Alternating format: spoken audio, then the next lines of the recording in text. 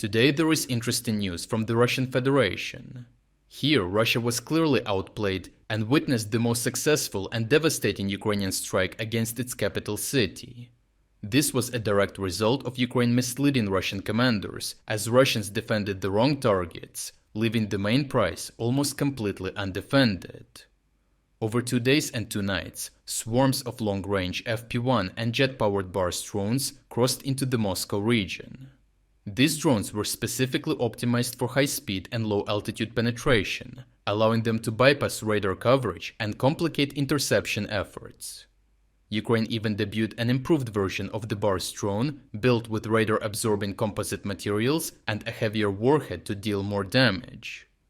Russian air defenses suddenly faced a nightmare scenario, defending not isolated targets, but dozens of potential approach vectors simultaneously, as waves of over 1,300 drones forced them to split radar coverage, sparse interceptor missile reserves, and what was left of the electronic warfare assets across an enormous area.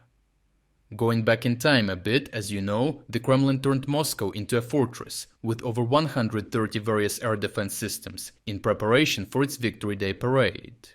Additionally, a deal was made to trade 1,000 prisoners of war in exchange for Ukraine not striking Moscow during that day, with Zelensky saying that the lives of these Ukrainian prisoners were more important to him than hitting Moscow and permitting Russia to hold their scaled-down parade. Ukrainian officials added fuel to the fire, saying that if all air defenses are concentrated in Moscow, then they will just strike everywhere else, which Ukrainians demonstratively did.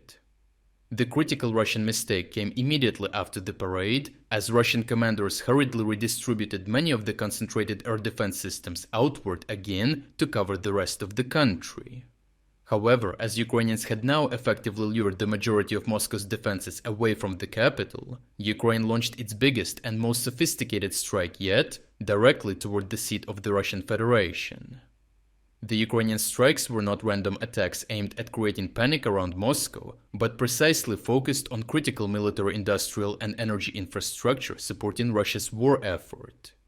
One of the most important targets was the Angstrom microelectronics plant in Zelenograd, a strategically important facility, as one of the only ones producing semiconductor components used in Kinzhal and Kalibr cruise missiles. Fires and visible damage were reported at the site after the strikes, highlighting how Ukrainian drones are now capable of threatening deeply protected military-industrial infrastructure close to the Russian capital itself. At the same time, Ukrainian drones targeted Moscow's energy network, striking the Moscow oil refinery alongside the Solneknogorskia and Volodarskia oil pumping stations, the Transneft facility in Zelonograd, all being key nodes in the fuel distribution system, supplying civilian and military logistics around central Russia. Geolocated footage showed fires erupting at infrastructure facilities, while emergency crews attempted to contain the damage and restore operations. Footage also emerged from the Sheremetyevo airport, with Ukrainian drone debris visibly burning on the runway, causing another delay of hundreds of flights from one of Moscow's main airports. The psychological impact was equally severe because for ordinary Russians living in Moscow, the war suddenly became real in a way many had never experienced before. Social media quickly filled with videos of frightened residents filming drones and explosions from apartment windows, their voices shaking as air defense systems thundered overhead and bursts of gunfire echoed across the sky. Some openly complained in panic that Moscow was no longer safe, while others questioned how Ukrainian drones could still penetrate the capital despite the massive concentration of air defenses around it. For years, residents of Moscow had largely been shielded from the realities of Putin's war, unlike Russian border regions, and especially unlike Ukraine, which has endured nightly missile and drone attacks for years. Overall, the latest attack on Moscow proved how Ukraine managed to outplay Russia not once but twice.